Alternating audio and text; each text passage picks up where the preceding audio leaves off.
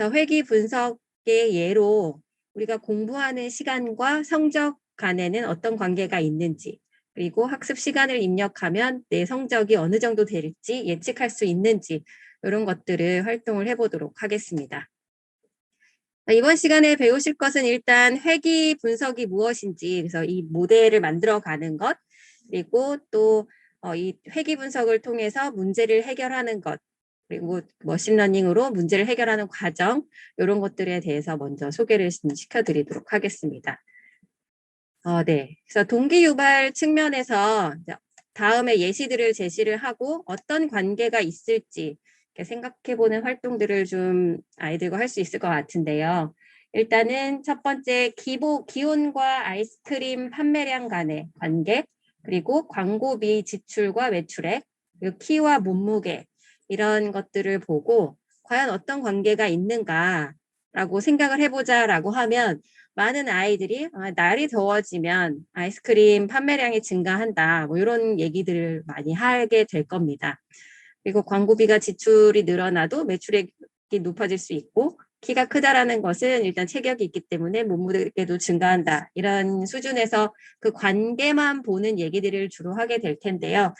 이 회귀 분석을 통해서 그거 관계를 보는 것도 할 수 있지만 더 많은 것들을 알 수 있다라는 거고, 그리고 관계를 파악한 이후에 그 관계를 토대로 예측도 할 수 있다라는 것이 이 회귀 분석의 핵심이다라고 얘기를 나눌 수 있을 것 같습니다. 그래서 기온과 아이스크림 판매량의 관계를 알면 일단 기온 변화에 따라서 아이스크림 판매량을 예측을 할 수 있다라는 거고, 또 더운 여름이 되기 시작하면 아이스크림 판매 양이 늘어나는 것을 알고 있으니까 아이스크림 생산을 미리미리 해둬야 되겠다라는 것도 이제 예측을 할 수가 있게 될 거고요.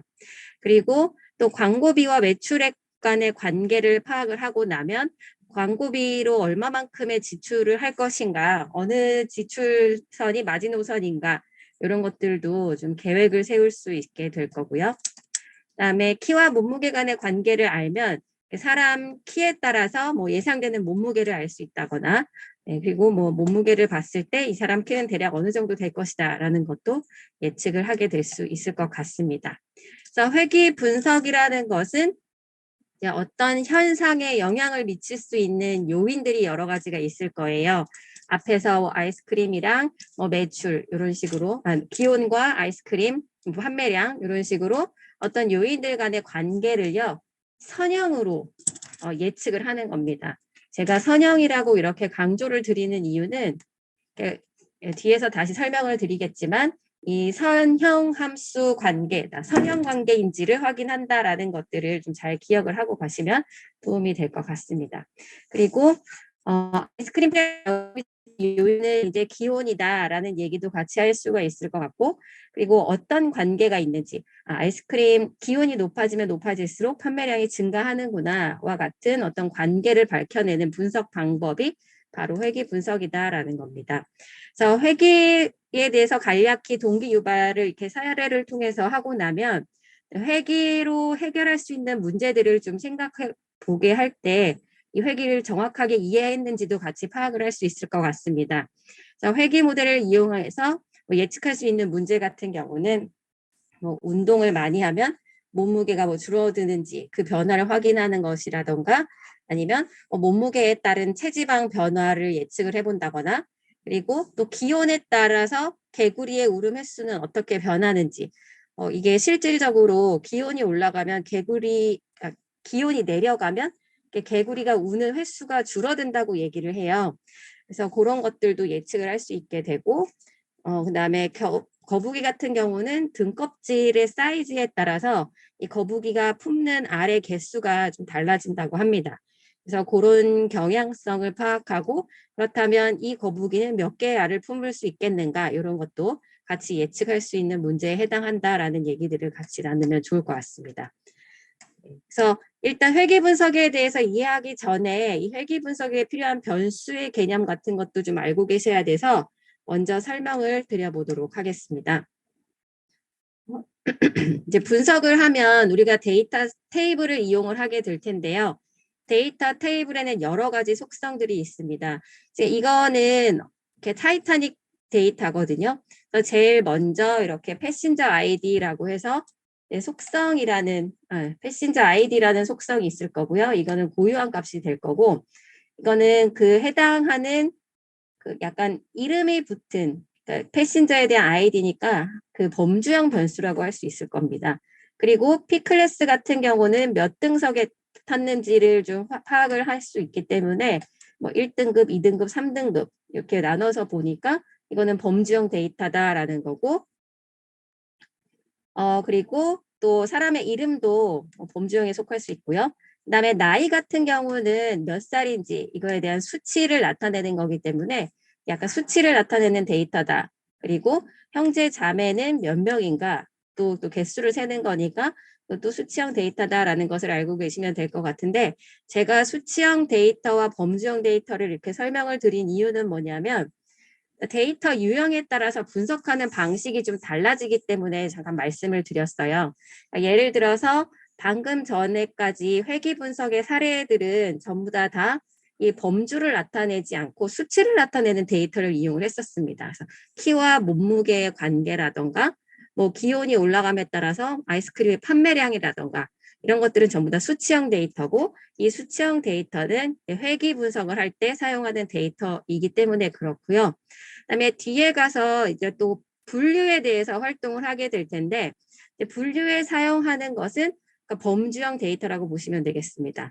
그러니까 나이 자체는 수치형 데이터지만 연령대들은 또 범주를 나타내는 범주형 데이터잖아요. 그래서 그런 것들은 분류에 사용한다. 이것들을 좀 알고 가시면 편할 것 같습니다. 그래서 원래는 데이터는 크게 범주형 데이터랑 수치형 데이터로 구분을 할 수가 있는데요. 범주형 데이터 같은 경우는 다시 이름을 나타내는 이런 명목형 데이터가 있고요.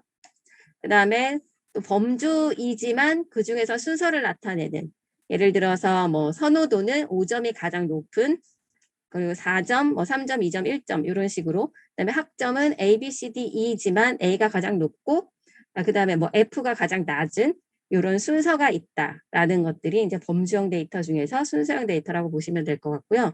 그다음에 이제 수치값을 나타내는 수치형 데이터가 있습니다. 그래서 이 수치형 데이터 안에는 셀 수 있는 그 횟수를 나타내는 이산형 데이터. 멤버가 몇 명이냐, 내가 아이스크림을 몇 번 사 먹었느냐라고 이렇게 딱딱 떨어지는 이산형 데이터가 있고요. 그리고 또 연속형 데이터. 연속형은 키 같은 경우는 뭐 그러니까 100cm와 101cm 사이에도 또 셀 수 없는 무수히 연결되는 그런 연속적인 데이터 값들이 있잖아요. 그래서 이 수치형 중에서도 키나 몸무게 같은 경우는 연속형에 해당이 된다 정도 알고 가시면 될 것 같습니다.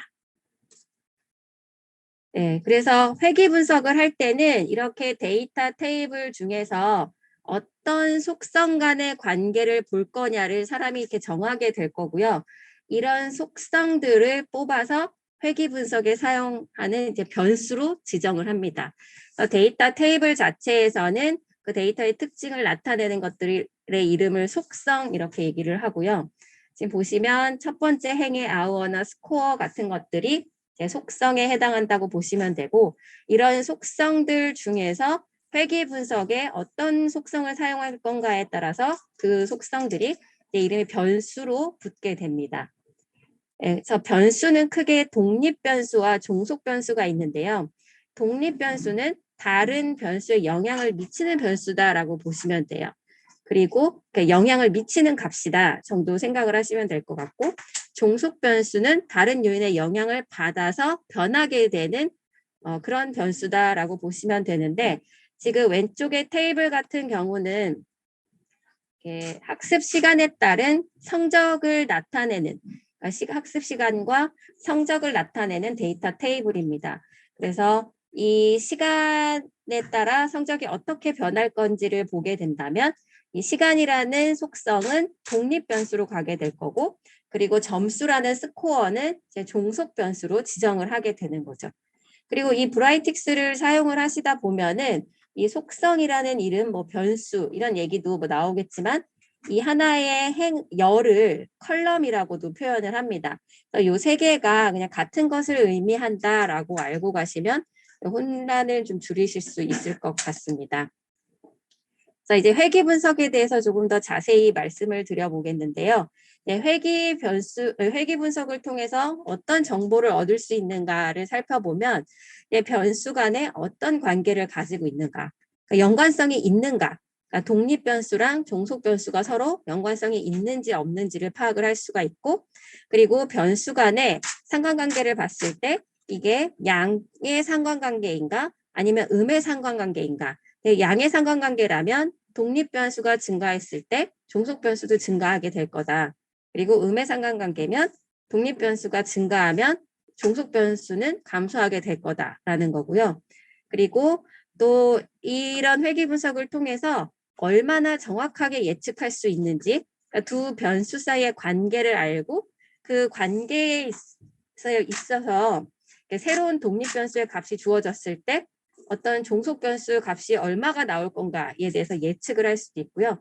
그리고 이 예측한 값의 정확도, 한 몇 퍼센트의 정확도를 갖는지까지도 파악을 할 수 있겠습니다.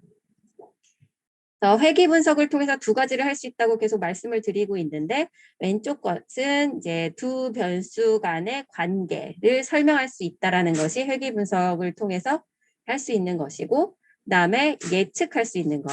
이 두 관계를 바탕으로 어떤 독립 변수 x의 값이 주어졌을 때 그 해당하는 종속 변수 y의 값은 얼마나 될까, 이렇게 예측할 수 있는 것들이 이제 회귀 분석을 통해서 얻을 수 있는 정보가 되겠다라는 겁니다.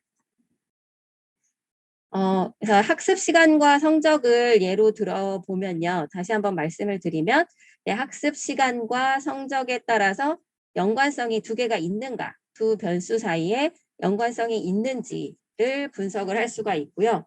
연관성이 있다면 이게 양적인 상관관계가 있는가, 그러니까 학습 시간이 길어질수록 성적이 올라가는지, 그리고 학습 시간이 길어질수록 성적이 낮아지는 것은 아닌지, 이런 것들도 파악을 할 수가 있고, 그다음에 얼마나 정확하게 예측할 수 있는지, 학습 시간에 따라서 원하는 점수를 받을 수 있는 확률은 몇 퍼센트 정도 되는지, 이런 것들에 대한 정보를 얻을 수가 있겠습니다. 이 선형 회귀 분석의 원리를 좀 말씀을 드릴게요. 아까 강조를 했던 것 중에 하나가 선형 회귀 분석이라는 것은 이제 독립 변수와 종속 변수의 관계를 선형 함수로 가정하는 분석이다라고 말씀을 드렸습니다. 직선 형태, 그러니까 단순 선형 회귀 분석은요, 종속 변수에 영향을 미치는 독립 변수가 한 개인 경우를 단순 선형 회귀 분석이라고 얘기를 합니다. 이를테면 학습 시간이라는 독립 변수가 하나가 있고 학습 시간에 따른 성적이라는 종속 변수가 있을 때 이거는 독립 변수가 학습 시간 하나잖아요. 이럴 때를 단순 선형 회귀 분석이다라고 얘기를 하고요. 그다음에 종속 변수에 영향을 미치는 독립 변수가 두 개 이상이 될 때, 예를 들면 운동 시간이랑 식습관에 따라서 체중이 어떻게 변할 건가를 예측하는 것, 이거는 독립 변수가 운동 시간이랑 식습관 이렇게 두 개로 구분이 되기 때문에 이런 경우는 다중 선형 회귀 분석이다라고 이야기를 합니다.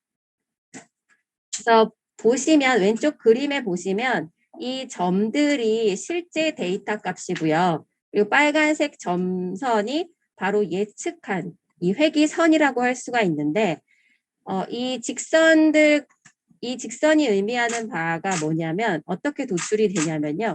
그러니까 실제 데이터들에서 이 데이터들과 직선 간의 간격이 떨어져 있는 것을 오차라고 얘기하는데, 이 오차를 합한 것이 가장 적은 직선이 바로 회귀식이 되겠습니다.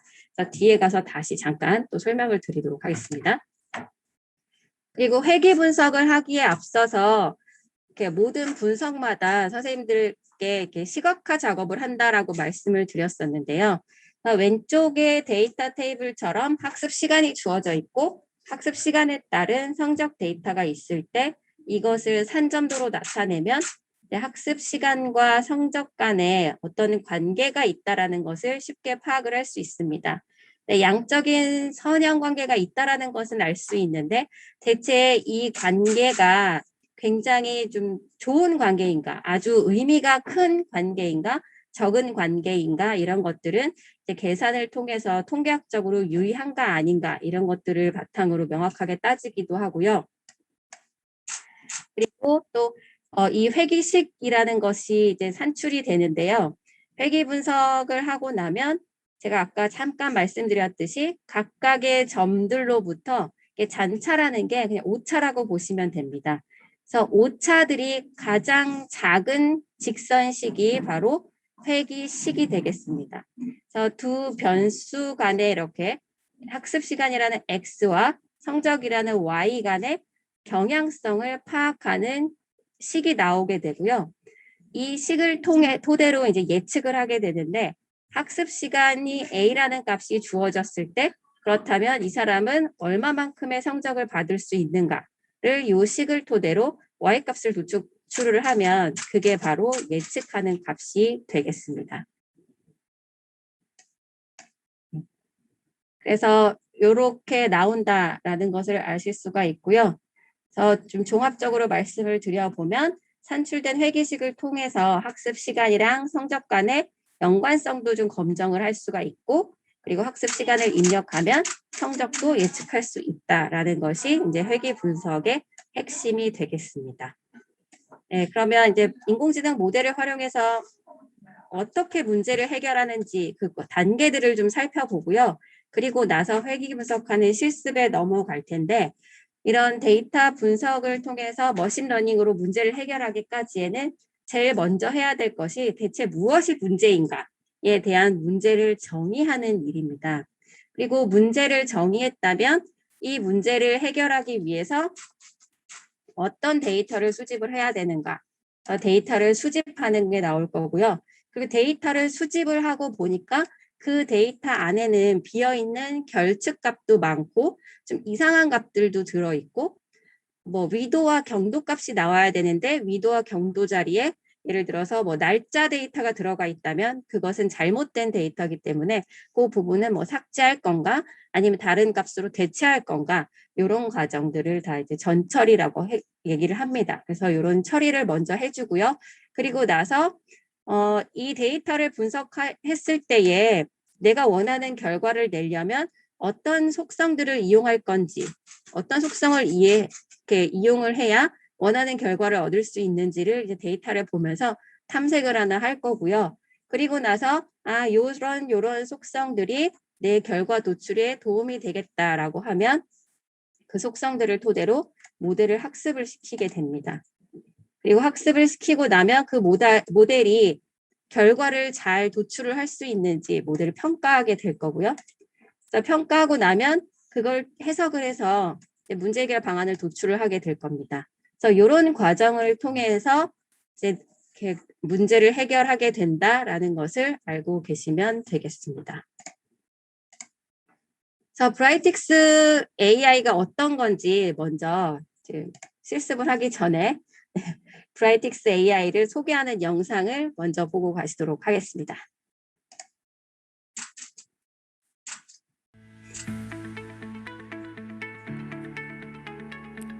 기술의 발전으로 우리는 매일 엄청난 양과 다양한 형태의 데이터들을 빠른 속도로 쏟아냅니다. 우리는 이 데이터들을 빅데이터라고 부릅니다.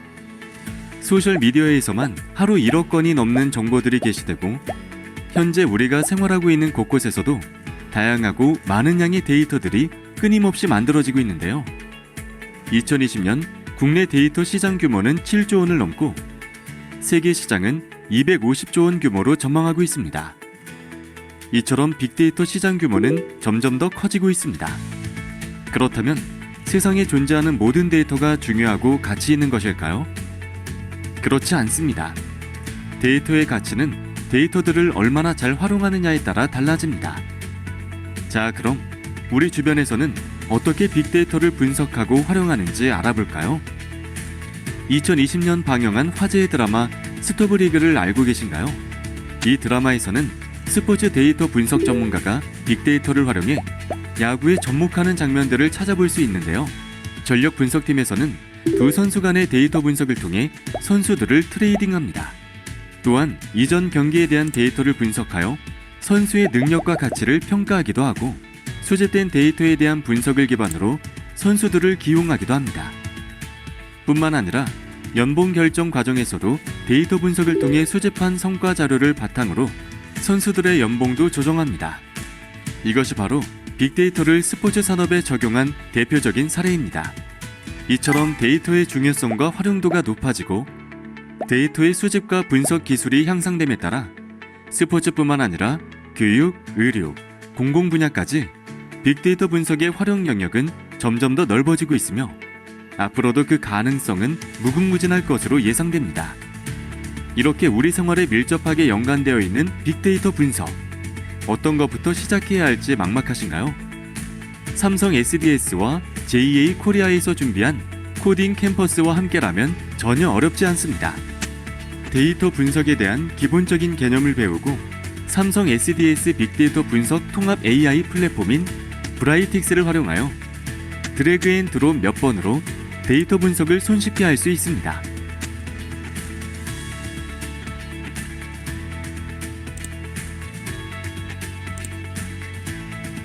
그럼 이제 코딩 캠퍼스와 함께 세상을 바꾸는 빅데이터 분석의 세계로 빠져볼까요?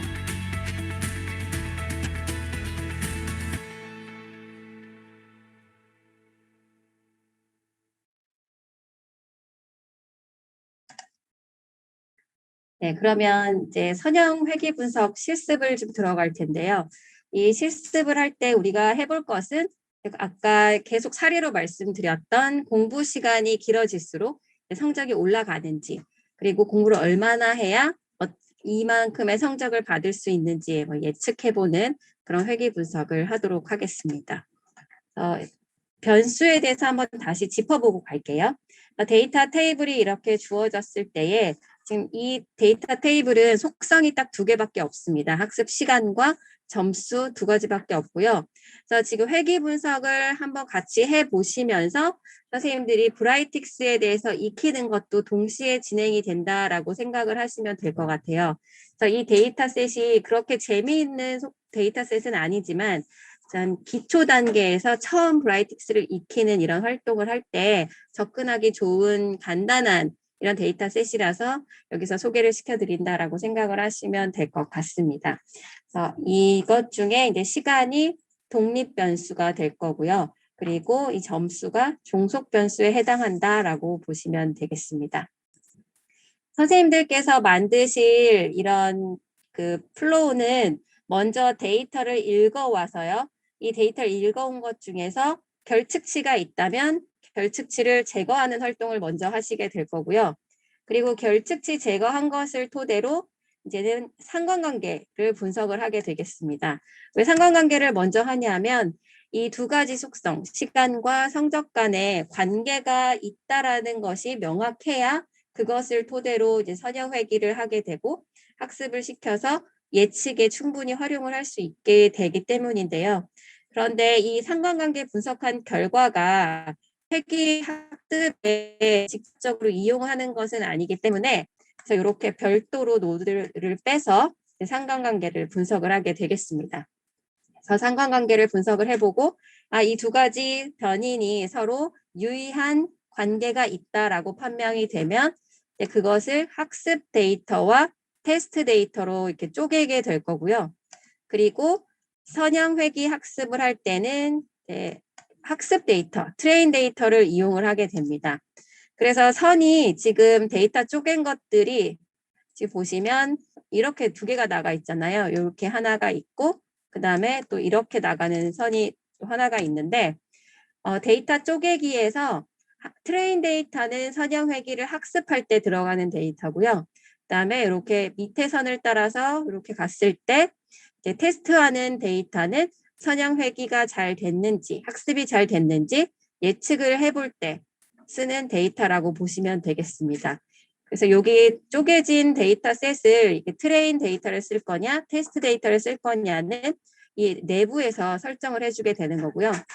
그리고 학습을 시키고 났다면 그 예측한 결과가 학습한 결과와 맞는지 확인을 일치하는지 어느 정도 차이가 있는지 확인을 하고 이 회귀 모델을 평가하는 것으로 이렇게 활동이 마무리가 되겠습니다. 이런 플로우를 선생님들과 만들어 가면서 설정을 해 보겠습니다. 먼저 선생님들께서 하셔야 될 것은 단원별 데이터셋에서 2단원 데이터셋을 다운로드 받으시면 되고요. 그리고 여기서 말고 원래 여기 올려져 있는 데이터들은 대부분 캐글에서 제공하는 데이터거든요. 그래서 캐글에서 직접 데이터를 다운로드 받으시려면 제가 샘플을 다운로드 받는 방법을 잠깐 소개를 시켜드리도록 하겠습니다. 캐글 사이트에 들어가면 제일 처음에 이런 화면을 보실 수가 있을 거예요. 네, 위에서 보면 데이터셋이라는 메뉴가 있긴 한데 이 데이터셋을 보는 것은 회원가입 없이도 할 수 있지만 데이터셋을 다운로드를 받으시려면 반드시 회원가입이 되어 있으셔야 됩니다. 그리고 회원가입 하시는 것은 크게 어렵지 않고요. 캐글은 구글에서 운영하는 거기 때문에 구글 계정 있으면 연동시키기가 굉장히 편하세요. 레지스터 들어가셔서 네, 구글로 가입하기 이걸 진행을 하시면 되고 네, 구글 계정으로 가입을 하셨다면 로그인을 하시면 되는데요. 이따가 잠깐 쉬는 시간을 이용해서 아직 가입이 안 돼 있으신 분들은 가입을 해주시면 되게 좋겠다는 생각이 듭니다. 그래서 왜 그러냐면 네. 지금 이 캐글 사이트가 어떤 특징이 있냐면 원래는 데이터 분석 대회를 운영하는 사이트예요. 이렇게 로그인을 하고 보셨을 때에 왼쪽 메뉴 중에 컴피티션이라고 있거든요. 뭐 기업들이나 어떤 개인이 여기에 데이터를 제공을 해놓고 이 데이터 분석가들이 여기 접근을 데이터 분석가들한테 우리 데이터를 줄 테니까 여기서 인사이트를 좀 찾아달라라는 의미에서 대회가 중심이 되는 사이트입니다. 그런데 이 사이트에 여러 사람들이 다 접근을 할 수 있다 보니까 민간 데이터임에도 불구하고 그냥 대회에 참여하지 않는 사람들도 데이터셋을 다운로드 받아서 분석하는 활동들을 하실 수가 있어요. 그리고 전 세계에 정말 다양한 데이터들이 이렇게 모여 있다 보니까 활용할 수 있는 자료들도 굉장히 많거든요. 그래서 캐글을 주로 이용을 해서 데이터를 수집을 하게 되는데요.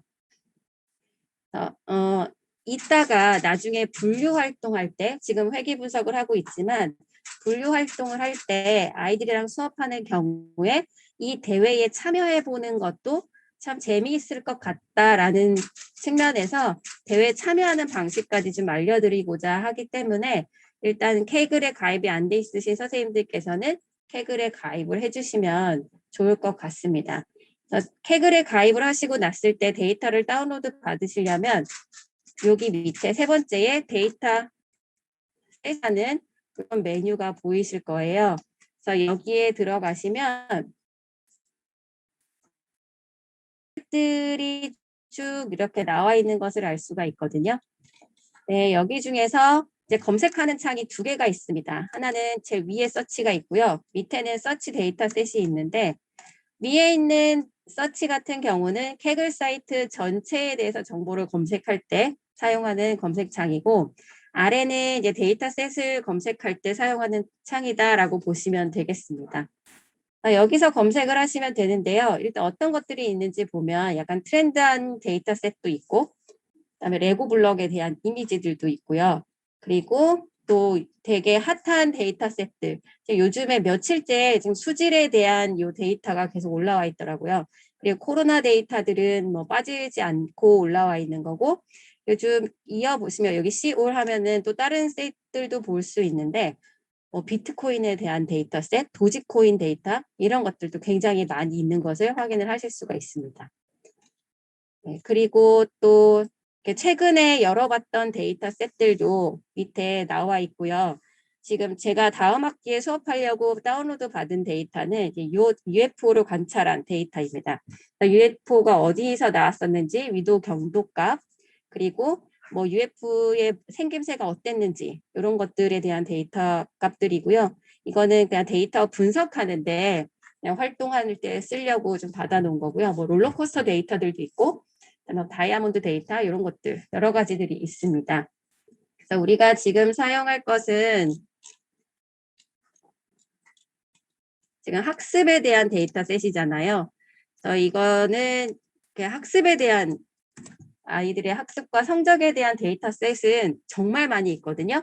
그래서 지금 선생님들 교재에 보시면 데이터 출처가 뭐 스튜던트 스코어 데이터셋 이렇게 나와 있는데 그런 자료를 받으시면 될 겁니다. 벌써 스튜던트 스코어 데이터셋만 해도 지금 굉장히 많은 데이터셋이 나오잖아요.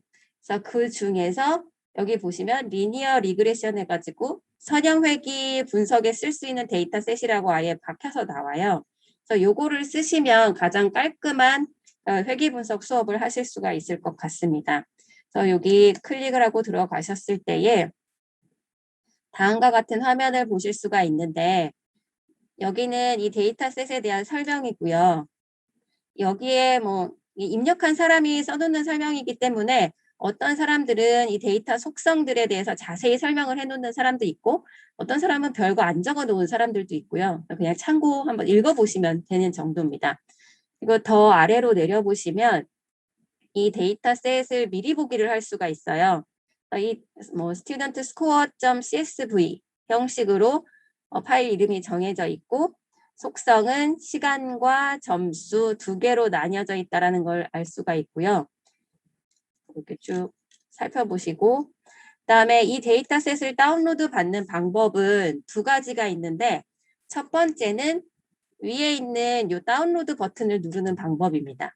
근데 이거는 개인적으로 별로 추천해드리고 싶진 않아요. 왜냐하면 이 데이터셋이 굉장히 많이 있을 때 여긴 지금 하나밖에 없는데 이게 3개, 4개씩 되는 데이터들도 있거든요.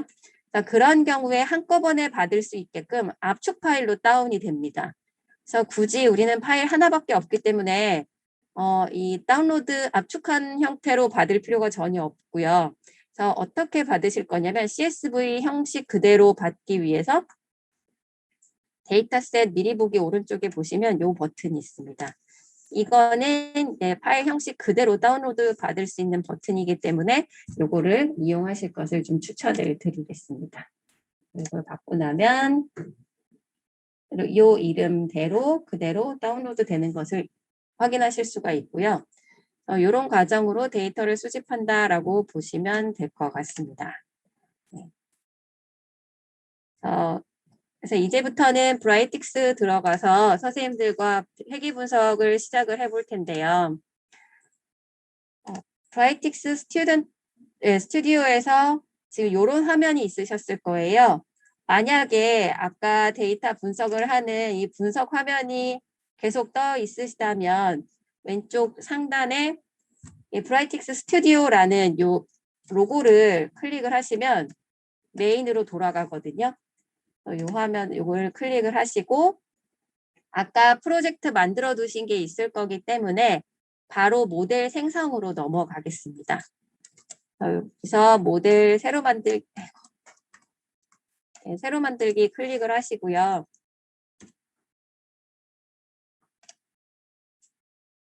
이름은 뭐 선생님들 편하시기 쉽게 뭐 회귀 분석 시간에 따른 성적 예측 그런 식으로 작성을 하셔도 됩니다. 이 내용은 지금 교재에 들어가 있기 때문에 혹시 놓치셨다면 이렇게 교재를 찾아보셔도 좋고요. 아니면 채팅창에 바로 올려주시면 제가 다시 안내를 드리도록 하겠습니다. 모델명을 작성을 하시고 그다음에 템플릿은 기본으로 설정을 하시고요. 그다음에 확인 버튼을 눌러보도록 하겠습니다. 인터페이스 넘어왔고요. 스튜디오라고 얘기를 하더라고요. 그래서 이 스튜디오로 넘어왔고 주변에 있는 메뉴들은 뭐 신경 쓰실 거 없고요. 그래서 이 마우스 더블 클릭을 하셔서 회색 공간에 더블 클릭을 하신 후에 함수를 선택을 하게 될 텐데 우리가 학습 시간과 성적을 예측을 해보기 위해서는 관련된 데이터를 먼저 불러와야 되잖아요. 그래서 데이터 읽기가 제일 앞에 이렇게 나와 있습니다. 그래서 요거를 먼저 선택을 해 보도록 하겠습니다. 데이터 읽기를 클릭을 하고 나면 데이터를 읽어올 경로를 지정하는 입력 창이 나오고요. 그래서 여기 입력 창을 다시 클릭을 하시면 이 부분, 네, 이 부분입니다. 이 부분을 클릭을 하시면 네, 경로를 설정하는 창이 나오는데 브라이틱스 자체에서도 되게 많은 데이터 셋들을 제공은 하고 있어요. 여기에 좀 다이아몬드 데이터도 있고요. 이거 제가 업로드 시킨 것 같아요. 여기 보면 아이리스 데이터 이런 것들은 기본적으로 들어가 있거든요. 붓꽃 데이터 같은 것들은 기본적으로 들어가 있는데 우리가 사용할 이 학습 시간과 성적 간의 데이터는 외부에서 끌어와야 하게 되기 때문에 오른쪽 상단에서 추가 버튼을 눌러가지고 데이터셋을 추가하도록 하겠습니다. 추가를 클릭을 하시고 로컬에서 불러올 거니까 로컬 선택을 하시고 선생님들 다운로드 받으셨던 경로로 가셔서 스튜던트 스코어 파일이 있으실 거예요. 얘를 선택을 하시고 네, 열기를 하시면 미리 보기를 하실 수가 있습니다. 혹시 여기까지 잘 되셨을까요? 네네, 감사합니다. 네. 미리 보기가 이렇게 나오는데 자세히 보시면 아워랑 스코어 사이에 이런 식으로 컴마로 연결이 되어 있는 것을 보실 수가 있을 거예요. 좀 확대해서 보여드릴게요. 이런 식으로 컴마로 연결되어 있는 것을 확인을 하실 수가 있고 이걸 다음 버튼을 누르시면 식별 문자를 선택을 해야 되는데 아까 확인해 본 결과 식별 문자가 컴마였잖아요. 그래서 컴마가 선택되어 있는 것을 확인을 하신 후에 그다음에 다음 버튼을 누르셔서 데이터가 이렇게 열별로 잘 들어가 있는지 샘플을 확인하신 후에 완료를 누르시면 되겠습니다. 완료를 누르면 그리고 확인. 네, 다시 한번 진행을 해볼게요. 아직 못 보신 분들도 계실 것 같아서 다시 한번 해보겠습니다. 일단 패스를 누르시고요.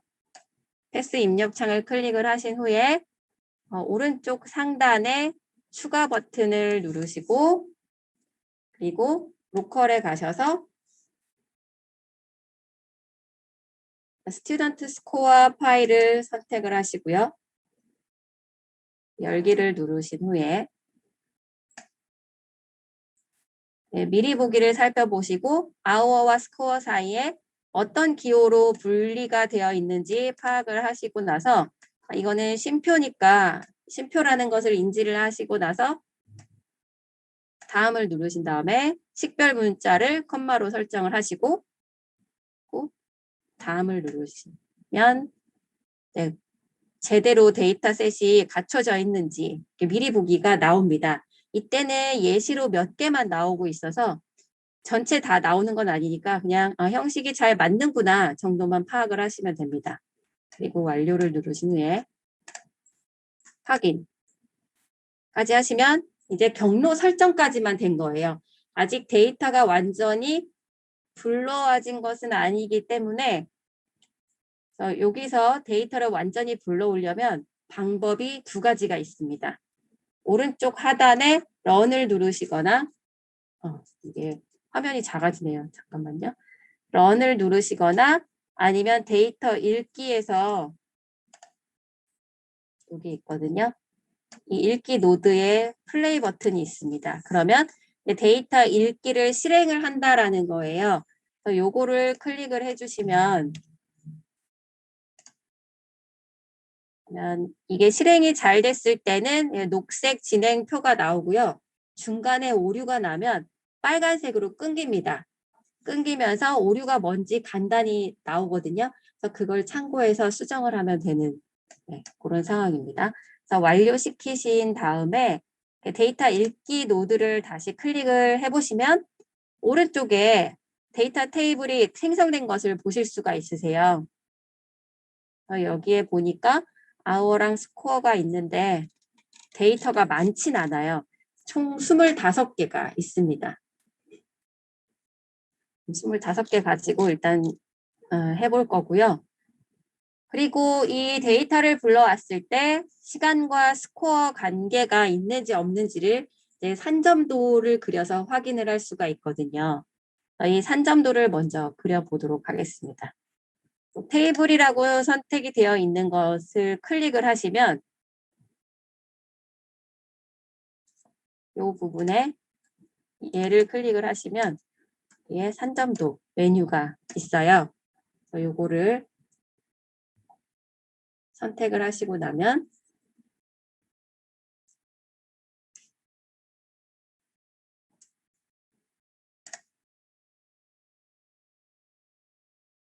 속성이 2개밖에 없기 때문에 알아서 시간과 점수 관계를 나타내는 산점도가 그려지거든요.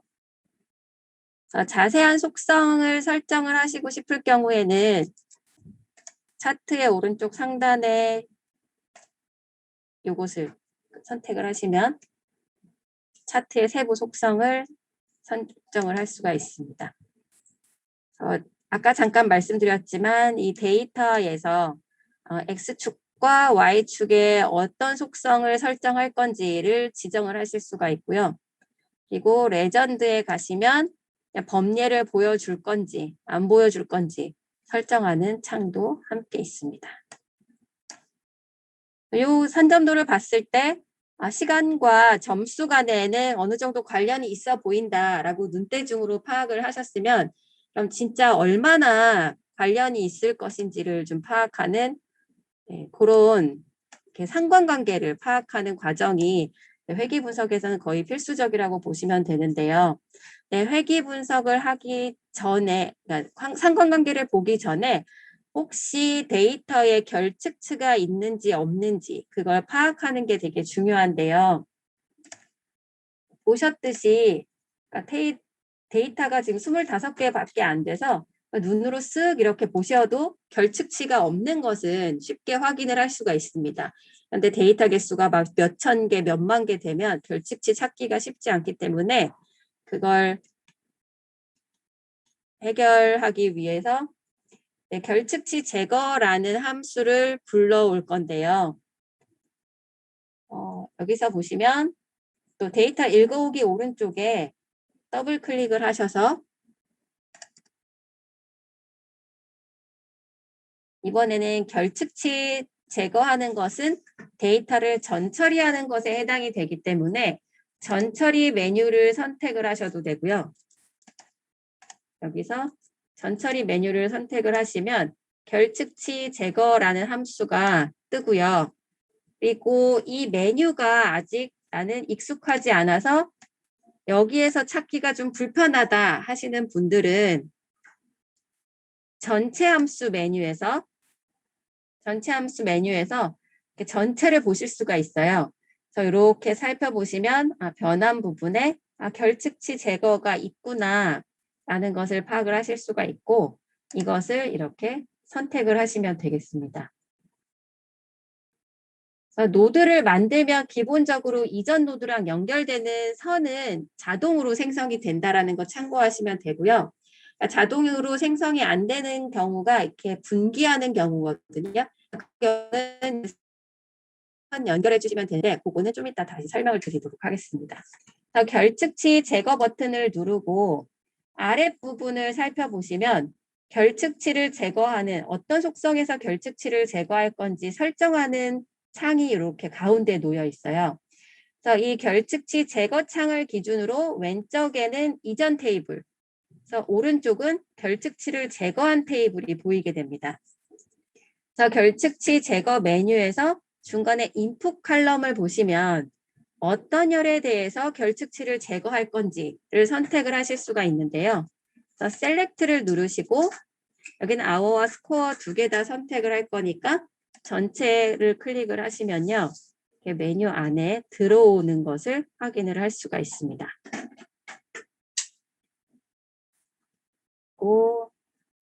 선택창은 닫으시고요. 그다음 요 아래 보시면 딜리트 로우랑 칼럼을 선택을 하실 수가 있는데 결측치가 있는 경우에 행을 기준으로 삭제할 거냐 아니면 열을 기준으로 삭제를 할 거냐를 선정을 하실 수가 있어요.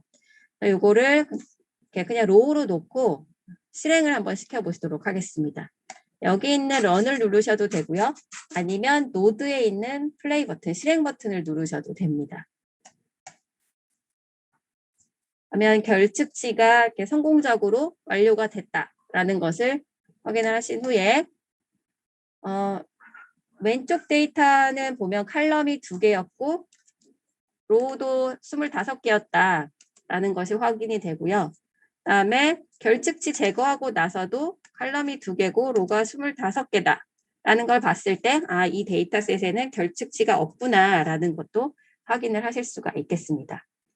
그리고 결측치를 제거하고 났다면 이 회귀 분석을 하기 전에 제가 상관관계를 파악한다라고 말씀을 드렸잖아요. 상관관계를 먼저 살펴볼 텐데 이번에는 요 밑쪽으로 노드를 하나 만들도록 하겠습니다. 살짝 한 단계 아래로 내려와서 함수를 만들 텐데 더블 클릭을 하시고요. 상관관계 같은 경우는 통계에 있기도 하고요. 여기서 찾기 힘드실 경우에 전체 함수 가시면 또 상관관계 선택을 하실 수가 있습니다. 상관관계 클릭을 하시고 이렇게 노드 전체가 보이지 않을 경우에는 아래 설정하는 창과 이 스튜디오 경계에 마우스를 놓으시고요. 이렇게 내리시면 됩니다.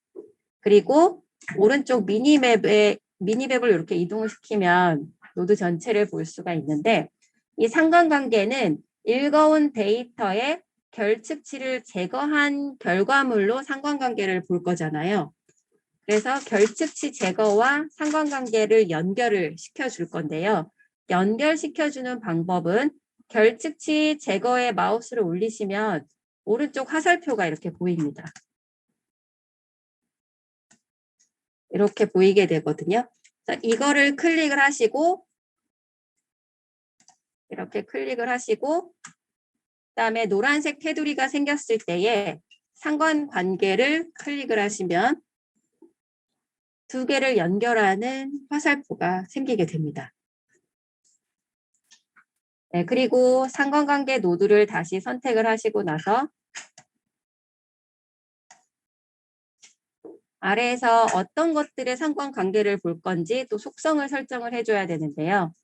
이 상관관계 속성 설정 메뉴에서 셀렉트 하시고 시간과 점수 간의 관계를 볼 거니까 셀렉트 all을 하시면 될 거고요. 아래 설정들은 크게 중요한 것들이 아니기 때문에 그냥 그대로 가겠습니다.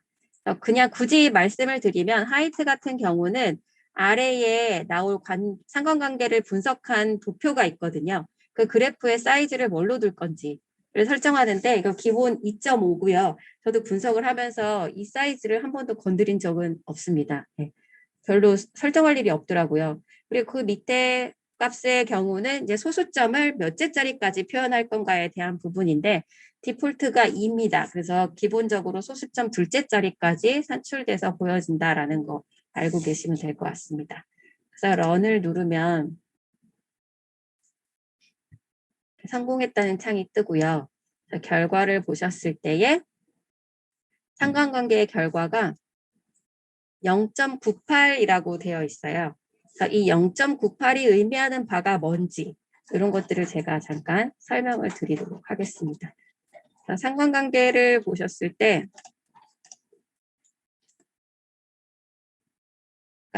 상관관계를 이렇게 분석하고 나면 이런 수치가 나오는데 이런 수치의 이름을 상관계수라고 얘기를 합니다. 상관관계를 나타내는 수인데 이것이 나오는 범위는 0부터 1 사이의 값이에요. 가장 높은 상관관계가 있을 경우에 1이라고 얘기를 하고요. 상관관계가 전혀 없으면 0이라고 얘기를 합니다. 그리고 0.0에서 0.2 사이는 상관관계가 거의 없다라고 판단을 하고 0.2부터 0.4까지는 상관관계가 낮다라고 얘기를 하고요. 그리고 0.4에서 6까지는 상관관계가 있다. 그다음에 그 다음은 높다. 0.8에서 1.0 같은 경우는 상관관계가 매우 높다. 이렇게 분석을 합니다. 그리고 옆에 이게 빨간색 별표가 있는데요. 이게 의미하는 바가 뭐냐면 통계학적으로도 계산했을 때 이 결과는 상당히 신뢰할 만하다라고 보시면 되겠습니다. 그래서 0.98이 나왔다는 것은 두 변수 간의 상관관계가 매우 높다라는 것을 의미한다라고 해석을 하시면 될 거고요. 그래서 상관관계 분석하는 과정을 잠깐 말씀을 드려보면 상관 개수를 산출했을 때 산점도는 반드시 함께 파악을 할 필요가 있다라는 거고, 상관관계를 보기 전에 산점도를 통해서 두 변수 간에 어느 정도 관계가 있나? 그러니까 직선 간의 관계가 있나? 이런 것들 좀 보셔야 됩니다. 그리고 아까 강조드렸듯이 이 보고자 하는 두 변수는 수치형이어야 한다라는 거고, 그리고 직선의 관계 정도를 파악할 수 있다라는 겁니다. 지금 보시면 선생님들 보셨을 때에 이 그래프, 이 산점도는 분명히 두 변수 간의 관계가 있어요.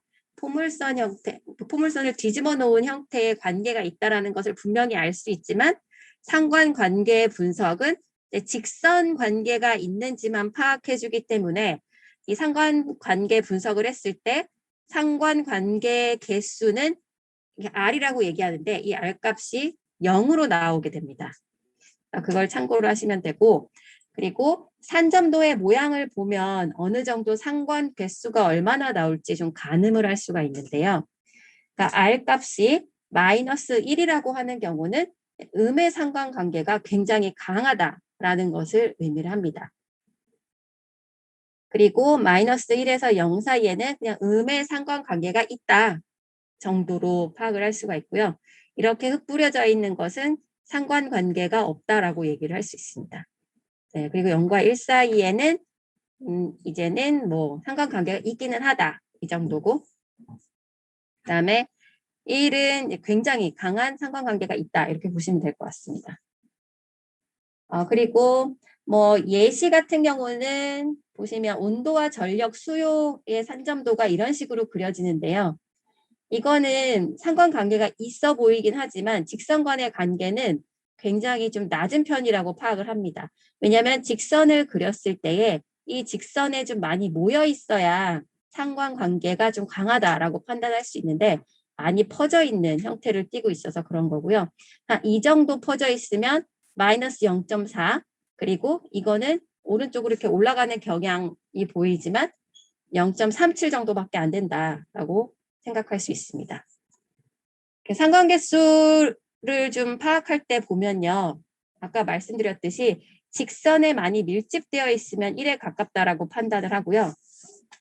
그다음에 어느 정도 가까우면 이 정도가 0.8 정도 나옵니다. 이런 식인데 여기서 핵심은 뭐냐면 핵심은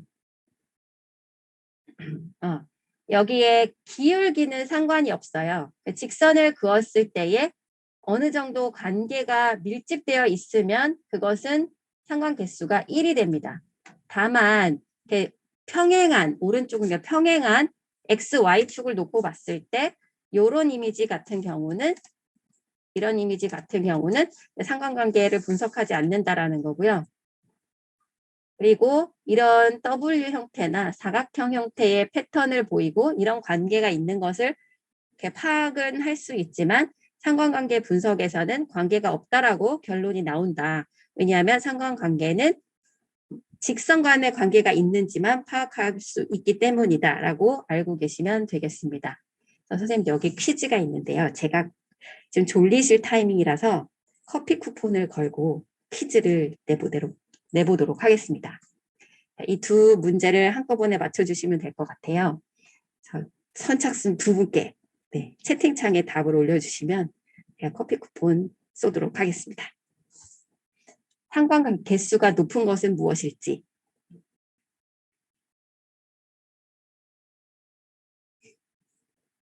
네. BA, D. 네, 선생님 상관계수 퀴즈 왼쪽 거와 오른쪽 거에서 상관계수가 높은 것을 골라주시면 돼요.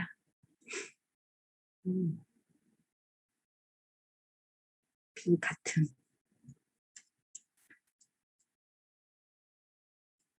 네.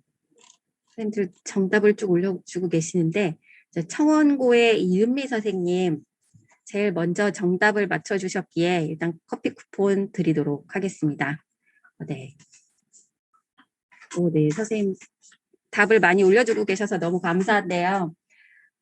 제가 방금 설명드렸듯이 여기 그림을 잠깐 볼게요.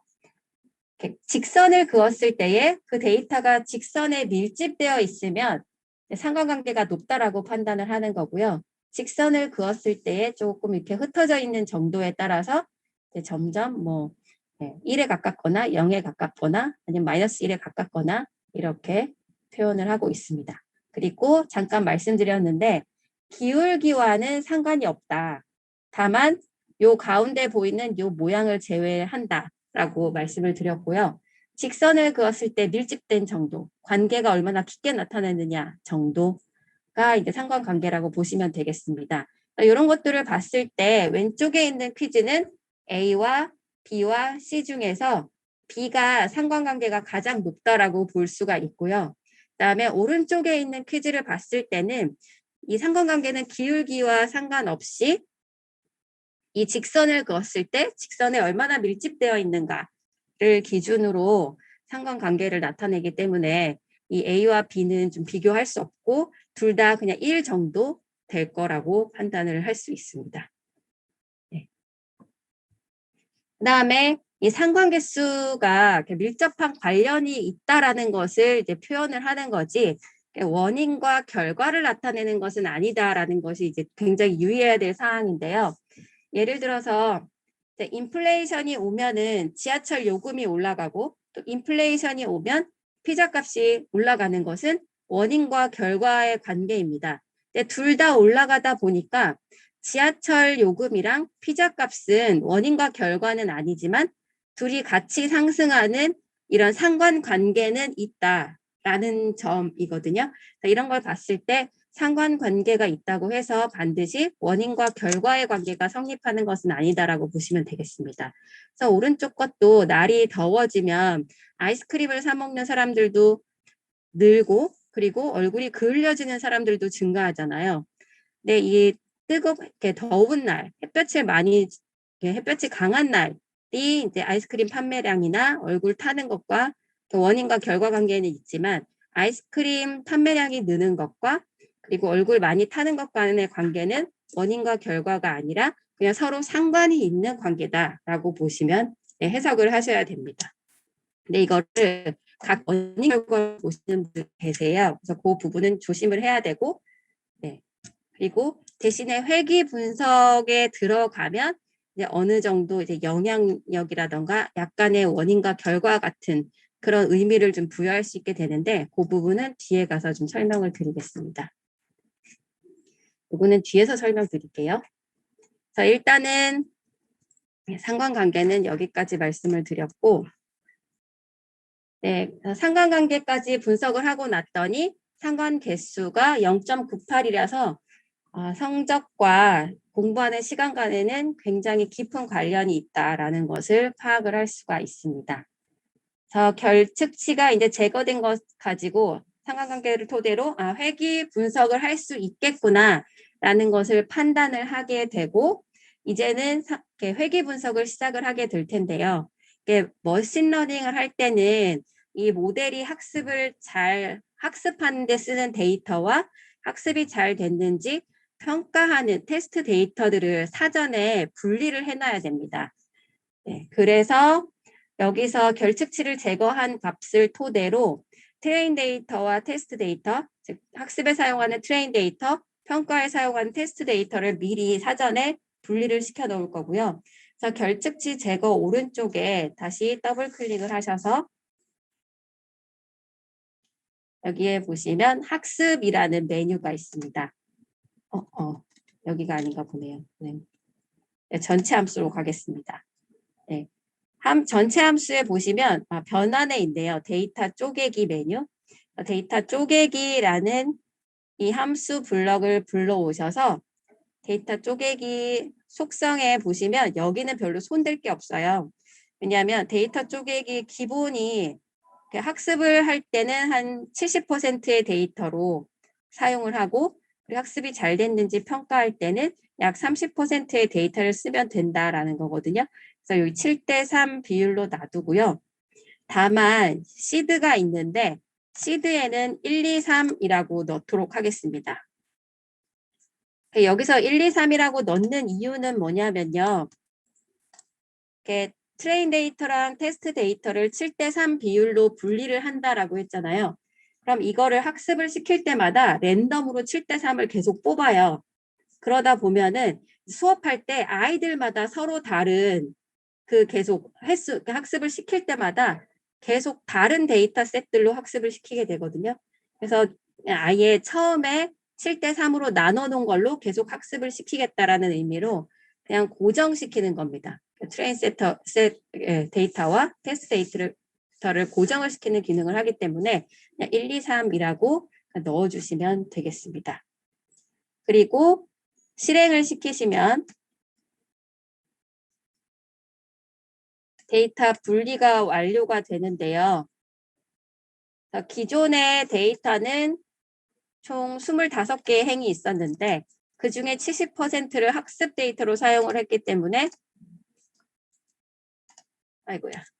오른쪽에는 로우가 17로 줄어든 것을 보실 수가 있을 겁니다. 나머지는 테스트 데이터 셋으로 사용이 된다라는 것을 확인을 하실 수가 있을 것 같고요. 데이터를 쪼갰다면 이제는 잠시만요. 네, 쪼갰다면 이제 선형회귀 학습을 시작을 하게 되는데 데이터 쪼개기 오른쪽에 또 다시 더블 클릭을 해서 그다음에 학습에 하시고 그냥 전체 함수로 갈게요. 저는 전체 함수가 나름 편하더라고요. 전체 함수의 밑으로 쭉 내리시면 회귀가 있어요. 이 회귀 메뉴에서 선형회귀 학습을 선택을 하겠습니다. 네, 다시 말씀을 드리면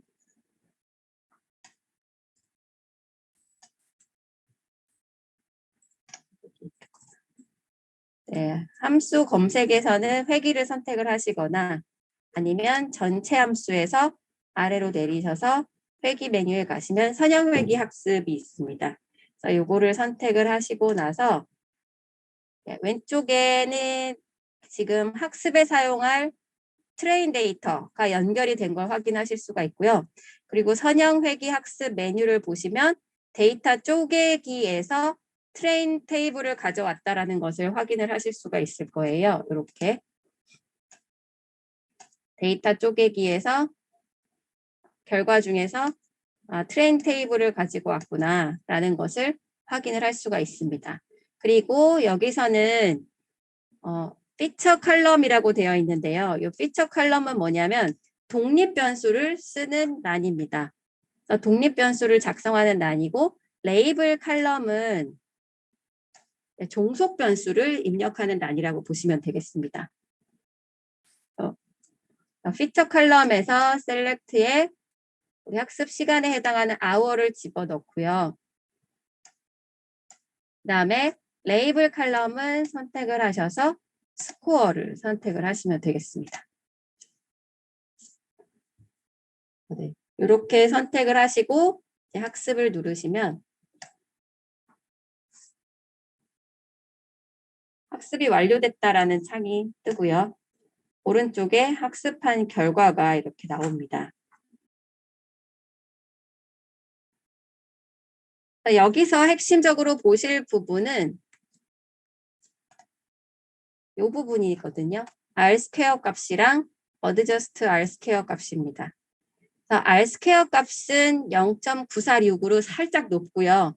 adjust R² 값은 0.943으로 조금 낮습니다. 상대적으로. 네, 이 두 가지를 봐야 되는 이유가 뭐냐면 이 회귀 분석 같은 경우는 R² 값으로 얼마나 예측을 할 수 있는지를 좀 이렇게 나타내는 비율이라고 보시면 되거든요. 그리고 adjust R² 같은 경우는 이게 왜 있냐면 앞에 adjust가 약간 조정하는 그런 단어입니다. 이런 선형회귀 분석을 했을 때에 회귀 분석을 하는 데에 여러 가지 속성들이 많이 포함이 될 수가 있어요. 여기서는 시간과 점수라는 두 가지 변수만 봤지만 실은 공부하는 성적에는 뭐 집중도도 있을 거고 학습 시간도 있을 거고 주변 환경이 얼마나 좋은지도 영향을 미칠 거고 다양한 속성들이 있을 수 있습니다. 그런데 이 회귀 분석 결과는 영향을 미치는 독립 변수의 개수가 많아지면요.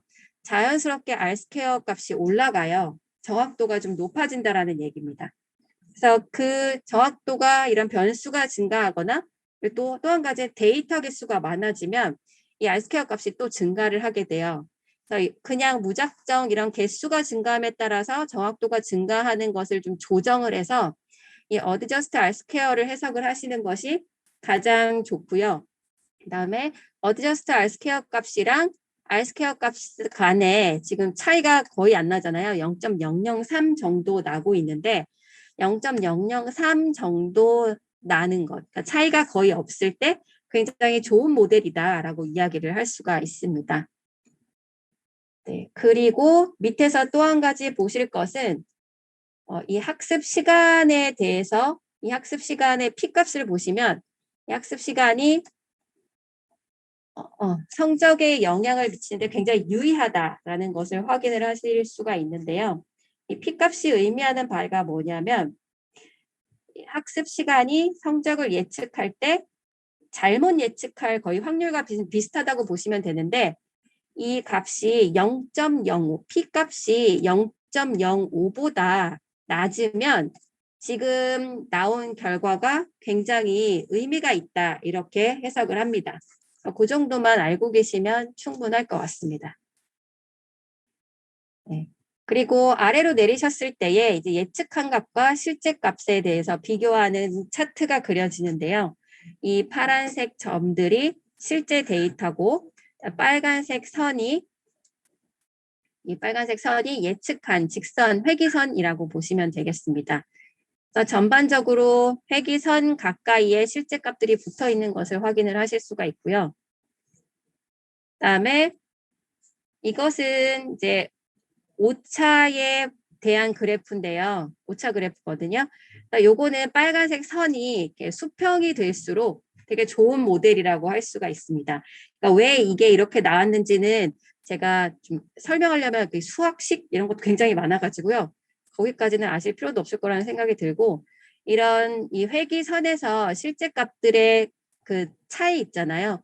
그러니까 오차들이 그냥 되게 균일하게 되어 있다라는 정도로 해석할 수 있다라고만 아시면 될 것 같습니다. 그리고 뭐 통계 들어가면 정두 분포 이런 게 있거든요. 정규 분포까지 설명을 드리면 머리 아프실 거예요. 네, 박수빈 선생님 마음을 읽었습니다. 네, 표정으로 모든 걸 말씀해 주셔서. 그리고 우리는 이제 수학을 공부하는 사람이 아니라 이제 컴퓨터 과학을 하는 사람으로서 이런 모델을 이용해서 얼마나 더 정확도를 높이고 좋은 결과를, 아닙니다. 저도 수학 되게 싫어합니다. 네, 좋은 결과를 내게 할 건가가 우리 학문 분야의 핵심이잖아요. 그래서 수학적인 부분은 수학과나 통계에서 하도록 하고 우리는 그냥 요 정도 선에서 알면 충분할 거다라고 생각을 합니다. 이건 뭐 정규 분포를 따른다 뭐 이 정도로 알고 계시면 될 거고요. 이렇게 학습이 완료가 됐으면 이 학습을 이제 가지고 테스트 데이터 가지고 확인을 해봐야 되는 거죠. 예측을 해보도록 하는데 이 선형회귀 학습 노드 오른쪽에 다시 더블 클릭을 하셔서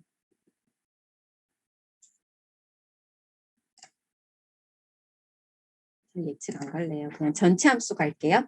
전체 함수에서 회귀 쪽에 가시면 우리 선형회귀 학습을 했잖아요. 선형회귀 학습 오른쪽에 선형회귀 예측이 있습니다. 그러니까 학습한 결과를 테스트 데이터 가지고 예측을 해보는 단계거든요. 그래서 선형회귀 예측 함수를 선택을 하시고요. 이 함수에서 선택할 것은 뭐냐면 선형회귀 학습을 한 결과와 실제 값, 그러니까 예측을 한 결과값과 실제 값이 어느 정도 차이가 있는가를 지금 확인을 하게 됩니다.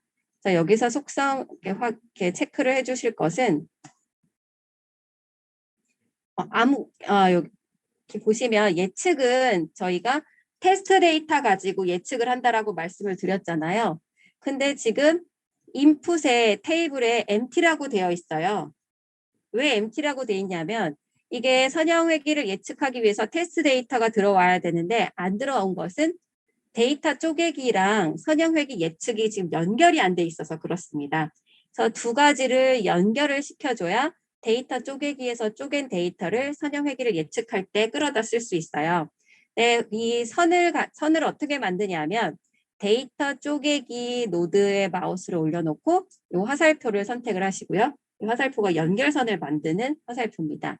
이걸 클릭을 하시고 선형회귀 예측 함수를 이렇게 클릭을 하시면 두 개가 자연스럽게 연결이 되는 것을 확인을 할 수가 있고요.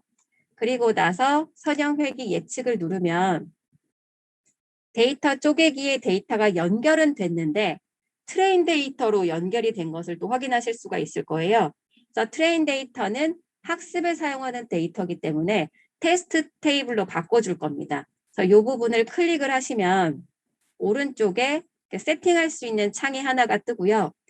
이 데이터 쪼개기에서 트레인 테이블이 아니라 우리는 테스트 테이블을 쓸 거다라는 거고 이 테스트 테이블을 이용해서 선형회귀에 학습했던 모델로 가지고 예측을 해볼 거다라고 설정을 하는 부분입니다. 그래서 여기를 테스트 데이터로 바꾸는 방법은 왼쪽에 테스트 테이블을 끌어다가 데이터 쪼개기 쪽으로 이렇게 놓으시면 돼요. 그러다가 놓기만 하면 테스트 테이블로 변경이 되고요. 이렇게 됐을 때 아랫부분에 런을 실행을 하시면 성적 예측이 되는 것을 확인을 하실 수가 있고 오른쪽 테이블에 시간과 스코어를 이렇게 예측한 값들이 나와요. 그래서 실제 값은 1.5시간을 공부했을 때 20점이라는 점수가 있지만 예측을 한 것은 16.8점이라는 점수를 예측을 했고 4.8시간을 공부했을 때 실제는 54점이었지만 예측은 48.4점이다 라는 것들을 이렇게 비교하실 수가 있습니다. 이렇게 예측이 끝나고 나면 이제 오른쪽에 예측을 했으니까 이 모델이 얼마나 정확도가 좋은지를 이제 평가를 하는 것이 이제 마지막 단계인데요. 그래서 평가하는 방법은 예측 오른쪽에 다시 더블 클릭을 하시고 전체 함수 가셔서 제일 밑에 보면 평가가 따로 있습니다. 평가 메뉴에서 회귀 모델 평가라는 함수가 있어요. 회귀 모델 평가를 선택을 하신 후에 그다음에 여기서 설정하실 것은 레이블 칼럼이 있는데요. 레이블 칼럼은 실제 값을 선택해서 넣으시면 되고 프레딕션 칼럼은 이 선형회귀 예측에서 나온 프레딕션 칼럼을 선택을 하시면 됩니다. 그래서 레이블 칼럼 밑에 셀렉트 칼럼을 하시고 오른쪽에서 우리 실제 값이 스코어잖아요. 시간에 따라서 실제 값은 스코어에 들어가 있기 때문에 스코어를 선택을 하시면 되고 프레딕션은 셀렉트에서 우리 프레딕션이라는 속성명으로 데이터들이 생성이 됐었어요. 예측한 결과값이. 그래서 프레딕션을 선택을 하시면 되겠습니다. 이게 이 프레딕션이 어디서 왔냐면 선형회귀를 예측을 했을 때 오른쪽에 테이블이 하나가 생성이 되는데 이거는 공부한 시간에 따른 실제 점수 데이터였고 그리고 우리가 학습시켰던 이런 학습 모델 가지고 시간이 이렇게 주어졌을 때 예측한 예측한 점수는 얼마인지가 오른쪽에 프레딕션이라는 속성으로 생성이 되어 있었던 겁니다.